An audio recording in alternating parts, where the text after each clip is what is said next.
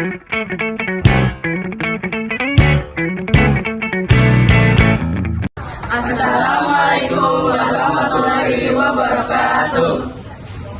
Kami dari kelompok 5 akan menjelaskan tentang neraca alat pembayaran internasional. Tapi sebelum itu kami ingin untuk memperkenalkan diri masing-masing. Halo semuanya, perkenalkan nama aku Siti Afsalini Dwi Praiti. Nama aku Kayla Putri Cahyani. Nama aku Teddy Firmansyah. Nama aku Rena Manita. Nama aku Nabila Aulia. Nama saya Nabil. Untuk itu, lanjut ke video selanjutnya. Makasih.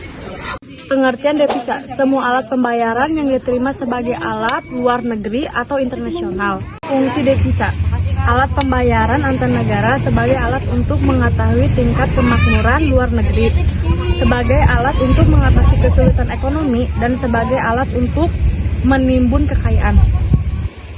Lalu yang ketiga ada sumber devisa. Sumber devisa antara lain ekspor barang, penyelenggaraan jasa, tenaga kerja di luar negeri, industri pariwisata, bunga dan dividen dari luar negeri, hadiah dan hibah dari luar negeri, pungutan bea masuk, serta penerimaan piutang.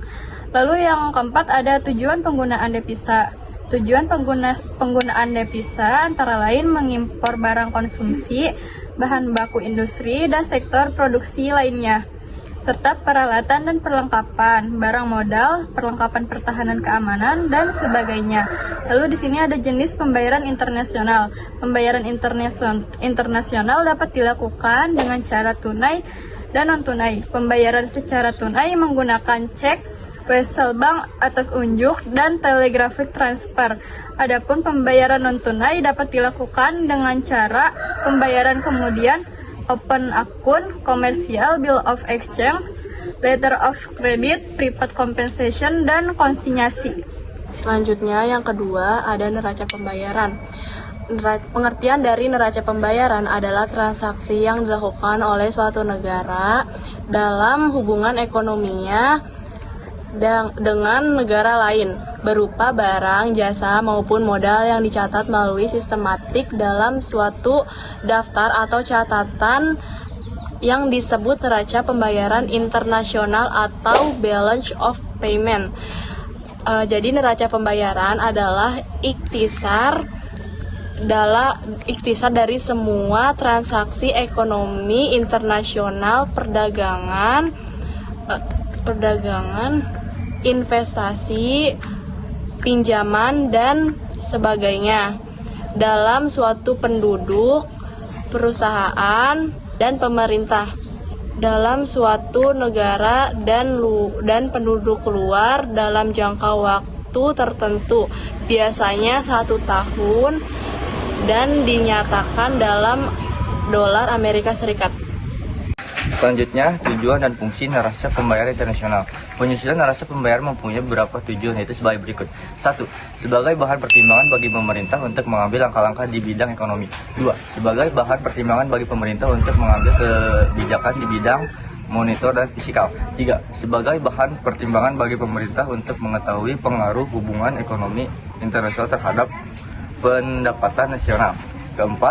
Sebagai bahan pertimbangan bagi pemerintah untuk mengambil kebijakan di bidang politik, perdagangan internasional.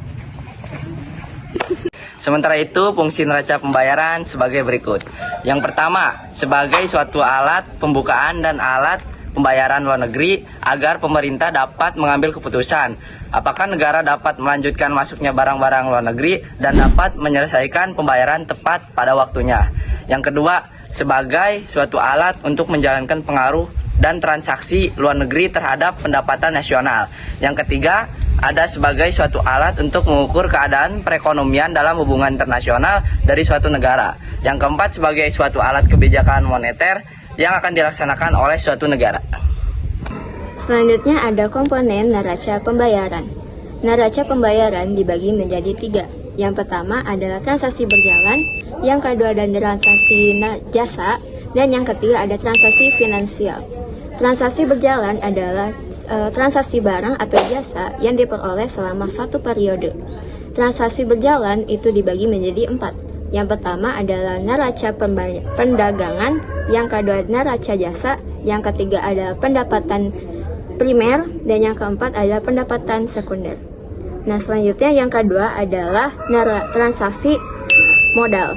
Nah, transaksi modal adalah transaksi penerimaan dan pendapatan atau penawaran atau penanaman modal antar negara.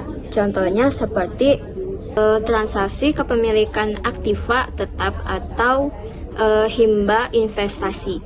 Dan yang ketiga ada transaksi finansial.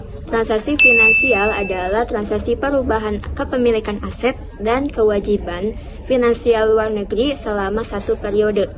Nah, selanjutnya ada transaksi yang dicatat dalam neraca pembayaran, yaitu ada dua. Yang pertama ada transaksi debit dan yang kedua ada transaksi kredit. Nah, transaksi debit itu adalah mencatat transaksi yang diwajibkan untuk suatu negara untuk melakukan pembayaran ke luar negeri. Nah, selanjutnya itu ada transaksi kredit. Nah, transaksi kredit adalah mencatat transaksi yang suatu negara untuk menerima pembayaran dari luar negeri. Sekian presentasi dan penjelasan dari kelompok 5. Kurang lebihnya mohon maaf. Wassalamualaikum warahmatullahi wabarakatuh.